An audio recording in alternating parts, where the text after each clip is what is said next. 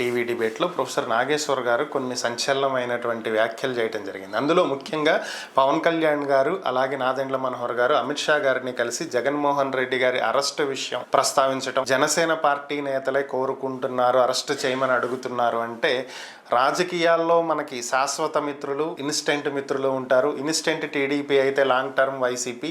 So Jagan జోలికి మీరు వెళ్ళొద్దు, చంద్రబాబుకి జగన్కి ఏదైనా ఉంటే వాళ్ళు చూసుకుంటారు, మీరెందుకు ఇన్వాల్వ్ అవుతున్నారు, మీరు ఇన్వాల్వ్ అవ్వకండి అని చెప్పి నచ్చజెప్పి పంపించారు అనేది ఆయన చెప్పిన అంశం. ఇది కోర్ కమిటీ మీటింగ్లో నాదెండ్ల మనోహర్ గారి ద్వారా బయటకు వచ్చిందని, అది ప్రొఫెసర్ నాగేశ్వర్ గారికి సన్నిహితమైనటువంటి వ్యక్తి ఆయనకు చెప్పారు అనేది దీని సారాంశం. దీని మీద మీ అభిప్రాయం ఏంటి? రియల్గా ఇది జరిగిందని అనుకోవాలా?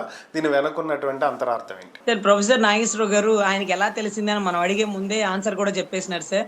ఎందుకంటే అమిత్ షా గారు, మనోహర్ గారు, పవన్ కళ్యాణ్ గారు ఈ ముగ్గురు మాట్లాడుకున్నారు. ఈ ముగ్గురు ఎవరు నాకు చెప్పరు. మరి నాకు ఎలా తెలిసిందని అనుకుంటారేమో. కోర్ కమిటీలో మనోహర్ గారు మీటింగ్ పెట్టించి, చెప్పండి మనోహర్ గారు, ఏదైతే అమిత్ షా గారు మనకు చెప్పిన మాట అంటూ కోర్ కమిటీ సభ్యులకి చెప్పారు. కోర్ కమిటీ సభ్యులు అంటే ఎమ్మెల్యేలు, ఎంపీలు, ఎమ్మెల్సీలు.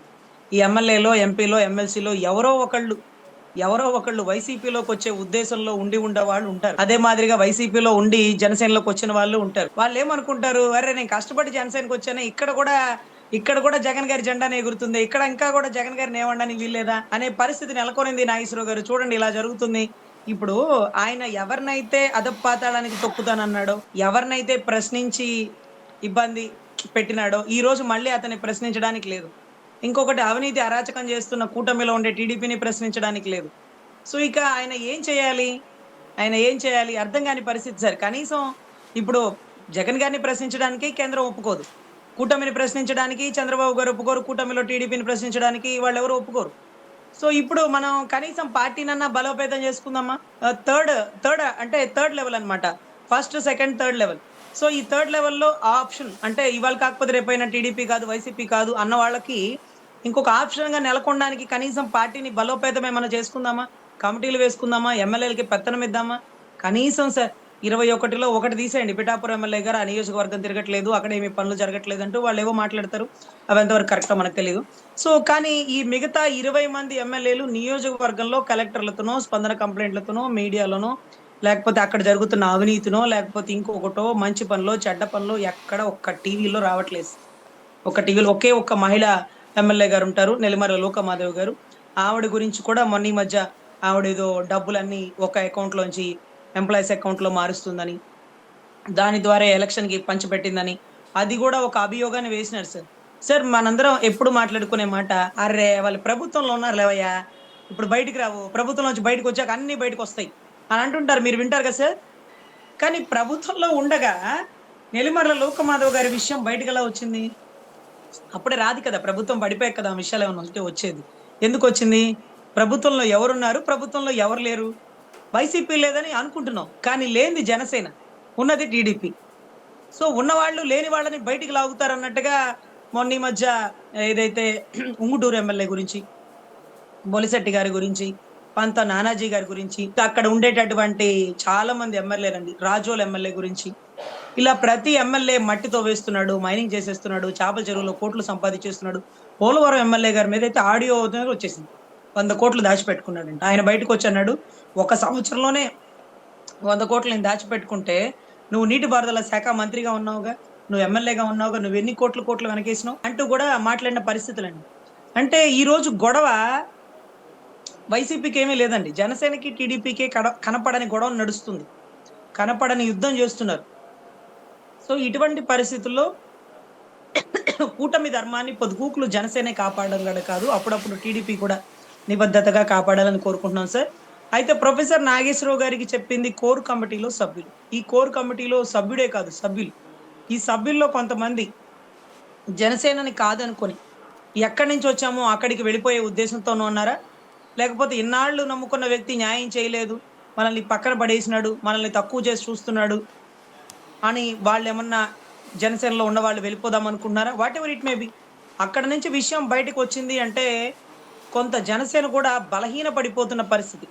అంటే 21 స్ట్రైక్ రేట్ అన్నప్పుడు ఆ స్ట్రైక్ రేట్ లోంచి పక్కకు వెళ్ళిపోతుందా? సరే, ఎనీవే ప్రొఫెసర్ నాగేశ్వరరావు గారు ఆధారాలతో చెప్పిన మాట, జగన్ గారిని అరెస్ట్ చేయమని గతంలో ఈ మధ్య కాలంలో చంద్రబాబు గారు కూడా వెళ్ళారండి అమిత్ షాని కలవడానికి, పని జరగల. మళ్ళీ మనోహర్ గారిని, పవన్ కళ్యాణ్ గారిని పంపించారేమో. జగన్ గారిని కనీసం అరెస్ట్ చేస్తాం, అరెస్ట్ చేయడం కాదు కదా సార్, సిఐడి వాళ్ళు కనీసం ఒక నోటీసులు ఇష్యూ చేయలేదు సార్. కల్తీ మధ్యంలో అతని పేరు 8 సార్లు ప్రస్తావించారు సార్. లిక్కర్ స్కామ్ లో 18 సార్లు ప్రస్తావించారు సార్. ఈ రెండింటిని పక్కన పెట్టేసి అసలు వివేకానంద రెడ్డి గారి మర్డర్ కేసులో 8 తర్వాత 9, 10 భార్య భర్త అని మా లాంటి వాళ్ళు ఎంతో మంది నొక్కి ఒత్తాడిచ్చారు సార్. ఆ కేసు అక్కడతో ఆగిపోయింది సార్. లడ్డు కల్తీలో జగనే చేసినాడు. అవునవును, ఆ ఏదైతే ఆ కంపెనీలన్నీ ఆయనే చేసినాడు. మరి ఎక్కడన్నా ఆయన పిలిపించినారా? సిఐడితో నోటీసులు ఇప్పించినారా? కనీసం వైవి సుబ్బారెడ్డి గారి పిఏ అన్నారు సార్, వైవి సుబ్బారెడ్డి గారిని కూడా పిలిపించి మాట్లాడలేదు సార్. అదే మాదిరిగా భూమన కరుణాకర్ రెడ్డి గారికి ఒక నోటీసులు ఇవ్వలేదు సార్. అదే రకంగా జగన్ రెడ్డి గారికి ఒక నోటీసులు ఇచ్చే ధైర్యం చేయలేదు సార్. కానీ ఈ ముగ్గురు ఫోటోలు వేసి ఊరంతా ఫ్లెక్సీలు కట్టారు సార్. ఆ ఫ్లెక్సీల కాడ కొట్టుకు చచ్చి అంబటి రాంబాబు గారి ఇంటి మీద దాడులు చేసి ఎంత గొడవ జరిగింది సార్. అంటే మీరు ఫ్లెక్సీలు కడుతున్నారు, వాళ్ళే అంటున్నారు, కానీ ప్రభుత్వంలో మీరుండి ఇంకా కూడా డైలాగ్ల స్వామి యాక్షన్ ఎప్పుడైనా అంటాం కదా, నో డైలాగ్స్ ఓన్లీ యాక్షన్ అని. అంతకుముందు అంటే ప్రభుత్వంలో లేరు కాబట్టి నో యాక్షన్ ఓన్లీ డైలాగ్స్ అంటూ మా లాంటి అందరితో మీరు చెప్పించినారు. ఇప్పుడు మాతో మీకేం పని అయ్యా? ప్రభుత్వంలో మీరున్నారు కదా, అరెస్ట్ అయిపోతే చెప్పారు, కనీసం సిఐడి మెట్లు ఎక్కించండి, గేట్లు తెరవండి, తాడేపల్లి ప్యాలెస్ దాకా మీకు వర్గాన్నో పోలీసులను పంపించండి. వల్ల కదా ఆ బ్యారికేట్లు తీసారట, బ్యారికేట్లు తీసేసి రమ్మన్నారు. మరి ఎవరన్నా వచ్చారా? కనీసం ఏ పోలీసు ఒక నోటీస్ ఇవ్వడానికి వెళ్ళాడా? అయ్యా మీ మీద కానీ కొన్ని ఇది కూడా ఉన్నాయి అన్నారా? మీకు తెలుసో లేదో, మీకు బాగా గుర్తుండాల్సిన విషయం, మన భారత్ కృష్ణానది భారత్ దగ్గర ఒక ఒక వైసీపీ బోట్లు వచ్చి గుద్దేసినాయి అన్నారు, మీకు గుర్తుందా? ప్రకాశం బ్యారేజ్ దగ్గర. యా సార్, ప్రకాశం బ్యారేజ్ దగ్గర వైసీపీ బోట్లు వచ్చి బలంగా ఆ దిమ్మని గుద్దేసినాయి. దీనికి కారణం వైసీపీ వాళ్ళు పంపించిన వాళ్ళు ఇగో బోట్లు అన్నారు సార్. అది రాజద్రోహం కేసు లాంటిది సార్. అంటే ఒక వ్యక్తిని ఇంకొక వ్యక్తి ఇబ్బంది పెట్టడం కాదు సార్. ఆ ప్రకాశం బ్యారేజ్ ని ఇబ్బంది పెట్టాలి అని అనుకున్న వాడు నాన్ బెయిలబుల్ అఫెన్స్ సార్. వాడికి జీవితకాల కారాగార శిక్ష, వాడికి జైలు శిక్ష, వాడికి ఉరి శిక్ష కూడా పడుతుంది సార్. అంత పెద్ద క్రైమా అంటే? అవును సార్. ఒకవేళ ప్రకాశం బ్యారేజ్ కి డ్యామేజ్ అయ్యి అదేమన్నా పడిపోయే పరిస్థితి ఉంటే అసలు ఎంత ప్రాణ నష్టం, ఎంత ఆస్తి నష్టం. దీనికి అంతటికి కారణం వైసీపీ జెండాలతో కూడిన కండువాలు వేసుకున్న వాళ్ళు, బోట్లు, వైసీపీ బోట్లు అన్నప్పుడు అసలు ఈ పార్టీకి దాని కారణాలని కనుక్కోవాలి కదా సార్. లేదు సార్, మీకు గుర్తుందో లేదో, మదనపల్లి ఫైల్స్ అని సినిమాలు కూడా, షార్ట్ ఫిలిమ్స్ కూడా వచ్చినాయి సార్. మదనపల్లి ఫైల్స్ ని తగలబెట్టేసినారు సార్. అప్పట్లో మదనపల్లి ఫైల్స్ ని జగనే తగలబెట్టారు. మీ ప్రభుత్వంలో కూడా ఆయనే తగలబెట్టాడంటే మీరేం చేతులకి బేడీలు వేసుకుని కూర్చున్నారా? అరే అర్థం కావట్లే. పోనీ మదనపల్లి ఫైల్స్ లో నేరగాళ్ళు ఎవరు, దోషులు ఎవరు? వాళ్ళని ఏమన్నా అరెస్ట్ చేసినారా? వాళ్ళకి ఎవరికైనా నోటీస్ ఇచ్చినారా? అప్పట్లో ఆయన అనేవారు పెద్దిరెడ్డి గారని, ఆయన పేరు పెద్దిరెడ్డి గారు అని అనేవాళ్ళు సార్.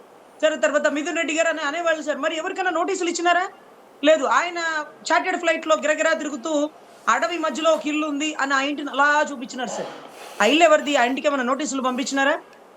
ఆ ఇల్లు అలా వీడియో చూపిస్తేనే ఇలా అవినాష్ గారు బయటకు వచ్చి మొత్తం విషయం చెప్పి, మా ఇంటిని ఎలా చూపిస్తావు నువ్వు, నేను పలానా సంవత్సరంలో కొనుక్కున్నా, పలానా లైసెన్స్, పలానా లీజు, లేకపోతే పలానా లింక్ డాక్యుమెంట్స్, పలానా ఎవిడెంటరీ, పలానా రిజిస్ట్రేషన్ అన్ని చెప్పేసిన. ఎర్రచందనం మీద ఇలా చేస్తూ ఫోటో దిగినాం. అటవీ శాఖకు సంబంధించి లాస్ట్ ర్యాంక్ వచ్చింది. లేకపోతే పంచాయతీ శాఖలో చాలా పెరుమార్పులు తీసుకొచ్చినాం, ఎక్కడెక్కడో రోడ్లు వేపించినాం. పంచాయతీ శాఖ 25 ఎంత వచ్చింది సార్. ఇటువంటి పరిస్థితుల్లో మనం ఎలా పని చేయగలుగుతున్నాం అంటే, చాలా మంది చెప్తారు ఆయన చాలా బిజీగా ఉంటారు, డిప్యూటీ సీఎం కదా. అవును, బిజీగా ఉంటే బొలిశెట్టి శ్రీనివాస్ గారిని పిలిపించి అటవీ శాఖ ఇవ్వండి, ఇంకొకరిని పిలిపించి పంచాయతీ శాఖ ఇవ్వండి. మీరు డిప్యూటీ సీఎం గా ఉండండి, ఏదో ఒక శాఖ తీసుకోండి, పార్టీని బలోపేతం చేసుకోండి. అన్ని శాఖలు మనమే తీసుకుంటామా అనేది ముఖ్యం కాదు. అన్ని శాఖలలో మనం తీసుకున్న శాఖలలో మన ఇంప్లిమెంట్, మన డెవలప్మెంట్ ఎంతవరకు ఉందనేది ఇంపార్టెంట్. కందుల దుర్గేష్ గారికి ఒక శాఖ ఇచ్చినట్టు బొలిశెట్టి గారికి ఇవ్వండి. పంత నానాజీ గారు సీనియర్ కదా, ఆయనకు ఒక అటవీ శాఖ ఏదైనా ఇవ్వండి. వాళ్ళు ఖాళీగా పర్యవేక్షిస్తారు, మీరు సినిమాలు చేసుకోవచ్చు, డిప్యూటీ సీఎం గా ఉండొచ్చు, పార్టీని బలోపేతం చేసుకోవచ్చు, క్యాబినెట్ మీటింగ్లు పెట్టుకోవచ్చు, అన్ని సహాయ సహకారాలు అందించవచ్చు, మోడీ గారితో ఢిల్లీకి వెళ్ళొచ్చు, అన్ని చోట్ల సనాతన ధర్మ పరిరక్షకులుగా అక్కడక్కడ కొన్ని మీటింగ్లు కండక్ట్ చేసుకోవచ్చు. మీ ప్రోగ్రామ్ షీట్ మీకు బిజీగా ఉన్నప్పుడు మీకు విలువైన శాఖలు కొంతమంది కేటాయిస్తే ఆ శాఖలు డెవలప్ అవుతాయి కదా. కేరళ ఉన్నటువంటి ఐఏఎస్ ని తీసుకొచ్చి ఇక్కడ కూర్చోబెట్టారు. ఐఏఎస్ లో కృష్ణతేజ అక్కడ ఒక పెద్ద రోల్ మోడల్, ఒక పెద్ద ర్యాంకర్. ఆంధ్రవాడు కేరళలో జెండా పాతినాడని గొప్పగా చెప్పుకుంటారు. కేరళలో ఒక రోజు ఎప్పుడో ముఖ్యమంత్రి గారి మీటింగ్ జరిగినప్పుడు జస్టిస్ గోపాల్ గౌడ్ గారితో పాటు నేను వెళ్ళా. అక్కడ ఒక కలెక్టర్ని అడిగా, మీకు తెలుసా కృష్ణతేజ ఆంధ్ర వ్యక్తి, ఆంధ్ర ఐఏఎస్ అంటే, yeah I know very well, he was working there అంటూ కూడా చెప్పారు. అట్లాంటి వ్యక్తి ఈ రోజు ఏ ర్యాంక్ లో ఉన్నాడండి? ఎవరు కృష్ణతేజ అంటే యూట్యూబర్ స్టార్ లాగా పెట్టేసినారు. మీతో పాటు బయటకు తీసుకెళ్లి మీతో పాటు అడిదిప్పి ఎక్కడ సంతకాలు పెట్టారు, ఏమేం చేసినారంటే ఏమీ చేయలేకపోయారు. ఆ శాఖ లాస్ట్ ర్యాంక్ లో ఉందని. మేము మిమ్మల్ని తప్పు పట్టట్లేదు సార్. మీరు బిజీగా ఉన్నప్పుడు ఆ శాఖను ఎవరికైనా కేటాయించి ఆ శాఖలో ఒక ఉన్నత స్థాయికి తీసుకెళ్ళమని రిక్వెస్ట్ చేసుకుంటున్నాం, అడుక్కుంటున్నాం, అర్థించుకుంటున్నాం. ఎందుకంటే ఆ శాఖ లాస్ట్ ర్యాంక్ వెళ్ళిపోయిందంటే ఆ శాఖ ఎవరు డీల్ చేస్తున్నారంటే డిప్యూటీ సీఎం గారు. సో దయచేసి మీరు అన్ని చోట్ల ఉండలేరు కాబట్టి అందులో సందేహం లేదు, ఎందెందు వెతికినా అందందు గలడు అనే దాంట్లో మనం లేవు కాబట్టి, అన్ని చోట్ల అందరూ ఉండలేరు కాబట్టి మీరు శాఖలు ఎవరికైనా డిస్ట్రిబ్యూట్ చేయండి, పనిలో డెవలప్మెంట్ చూపించండి. మీరు అదేదో మిలిటరీ ప్యాంట్ వేసుకొని లేకపోతే కలర్ఫుల్ టీ షర్ట్ వేసుకొని చెట్టు మీద చెయ్యేసి ఎర్రచందనాల గురించి మీరు ఎంక్వైరీ చేస్తుంటే అటవీ శాఖ నంబర్ 1 శాఖ అయిపోతుందని ఈసారి అందరికీ సవాళ్ళు విసిరామండి. తర్వాత కర్ణాటక నుంచి కాంగ్రెస్ ప్రభుత్వం అసలే మొదలే మనకు పడదు. అటువంటి కాంగ్రెస్ ప్రభుత్వంతో మనం మాట్లాడుకొని కుంకి ఏనుగులు తెచ్చినాం. 3-4 కుంకి ఏనుగులు వచ్చినాయి, గుర్తున్నాయండి మీకు? ఎస్. ఒకటంట పిచ్చిదంట సార్, ఏనుగంట పిచ్చిదంట. ఏనుగులో కూడా పిచ్చి ఏనుగులు ఉంటాయి నాకు తెలియదు సార్. ఒకటంట గుడ్డిదో చెవిటిదోనండి, నాకు తెలిసి చెవిటిది అయి ఉంటుంది. అదంట ఆ 2 ఏనుగులు మెయింటైన్ చేయలేకపోతున్నారంట, దానికి కోట్లు ఖర్చు అవుతున్నాయంట. ఆ కర్ణాటకకి మళ్ళీ లెటర్ పెట్టి మీ ఏనుగులు మీరు తీసుకెళ్ళమని లెటర్ పెట్టినారంట. అంటే ఏనుగులు తెచ్చుకునేటప్పుడు అవి గుడ్డియా చెవిటియా పిచ్చియా అని చూసుకోమా? అంటే మనం ఏదో అక్కడికి వెళ్ళాం, అక్కడి నుంచి ఇక్కడికి తెచ్చాం అనగానే అటవీ శాఖ ఈసారి రోల్ మోడల్ అయిపోతాడు, ఇరగదీసేస్తాడు, డెవలప్ చేసేస్తాడు. అదేదో ఉస్తాద్ భగత్ సింగ్ లో సార్ ఒక నక్షత్రం ఉంటుందంట, ఇరగదీసే నక్షత్రం. ఆ ఇరగదీసే నక్షత్రంలో ఈ 2 శాఖలు ఇరగదీసేస్తారని మేమందరికీ సవాళ్ళు ఇస్తున్నాం. చూడండి రోడ్లు వేసేసినాడు, చూడండి లైట్లు పెట్టేసినాడు, మా నాయకుడు ఎంత గొప్పగా డెవలప్ చేస్తాడంటే, మీకు తెలుసో లేదో రోడ్డు మీద ఆడపిల్లల్ని ఎత్తుకెళ్ళిపోతారు అనేది వినుంటారు కదా పేపర్లో. రోడ్డు మీద మహిళల్ని కిడ్నాప్ చేశారు, రోడ్డు మీద మహిళలు ఎత్తుకుపోయారని. కానీ మహిళలు రోడ్డు ఎత్తున పోయారు సార్, ఎత్తుకుపోయారు సార్. ఇది జోక్ కాదు సార్. మీరు కావాలంటే ఆ వీడియో చూడండి. వాళ్ళు ఎస్టీ తాండాల బిడ్డలు చక్కగా పాడుకుంటా వాళ్ళు చీర చెంగుతో చక్కగా రోడ్లు వేసుకొని పోతున్నారు సార్. గత ప్రభుత్వంలో మేము ప్రొక్లైనర్లు బుల్డోజర్లు తీసుకొచ్చి అమరావతిలో రోడ్లు తవ్వుకుంటూ పోతున్నారని కంప్లైంట్లు పెట్టేవాళ్ళం. అప్పుడు బుల్డోజర్లు ప్రొక్లైనర్లు అవసరం రోడ్డు తవ్వుకుంటూ పోవడానికి. ఇప్పుడు అక్కర్లా. ఇప్పుడు రోడ్డు ఇలా ఒక ఫస్ట్ లేయర్ సార్, కేకుల్లో ఫస్ట్ లేయర్ లేపేస్తారు చూడండి, అట్లా వీళ్ళు చేత్తో తీసేస్తున్నారు సార్. ఆయుధాలు కూడా వాళ్ళ చెయ్యి ఆయుధం టక్క లేపేస్తున్నారు. పాటలు పాడుకుంటూ సరదాగా రోడ్ల మీద కూర్చొని రోడ్లు ఎత్తుకెళ్ళిపోతున్నారు. అసలు ఇది ఎలా వెళ్ళిపోతుందంటే ఆయన చెప్పాడు, చూడగానే ఏ టెక్నాలజీతో కట్టినట్టుగా ఉంది రోడ్డు, ఎంత అద్భుతంగా అతి తక్కువ రోజుల్లో రోడ్లు కట్టేశారు, చాలా తప్పట్లు కొట్టినాడు. నిజంగానే ఏ టెక్నాలజీతో కట్టినారన్న మీకు తెలియలేదు. కానీ ఫస్ట్ లేయర్ ఆడవాళ్ళు ఎత్తుకుపోయారు. రోడ్ల మీద ఆడవాళ్ళు ఎత్తుకుపోవడం కదా, ఆడవాళ్ళే రోడ్లు ఎత్తుకుపోయారు. సో దయచేసి ఏదో మొక్కుబడికి పని చేయకుండా చిత్తశుద్ధిగా పనిచేస్తూ ఆ రోడ్ల మీద అసలు జనాలు నడవగలుగుతారా? వర్షానికి ఆ రోడ్డు మీద కారు జారి కింద పడిపోతుందా? అసలు ఏంటది? అటవీ ప్రాంతాల్లో వేసే రోడ్లు ఎంత చిత్తశుద్ధిగా వేయాలి. కానీ అటవీ ప్రాంతాల్లో రోడ్లు వేయచ్చా వేయకూడదా? అటవీ ప్రాంతాల్లో ఉండే 17 మందికో 10 కుటుంబాలకో కరెంట్ ఇచ్చారని మీరు చెప్పుకుంటున్నారు సార్. ఒక లాజిక్ చెప్పమంటారా సార్? వాళ్ళకి మీటర్లు కానీ కరెంట్లు కానీ ట్రాన్స్ఫార్మర్ కానీ ఉండవు సార్. అవి పెట్టకూడదు సార్. ఎందుకంటే అటవీ ప్రాంతంలో ఎవరూ నివసించకూడదు, అది వన్యమృగాలకి. అటువైపుగా రోడ్లు వేస్తే మైనింగ్ డిగ్గింగ్ ఇదంతా చేసేస్తారు. యురేనియం తవ్వకాలు జరుగుతున్నాయి, లేకపోతే గ్రానైట్ తవ్వకాలు జరుగుతున్నాయి. అటవీ ప్రాంతంలో మట్టి తవ్వేస్తున్నారు, వన్యమృగాలకి రక్షణ లేదు.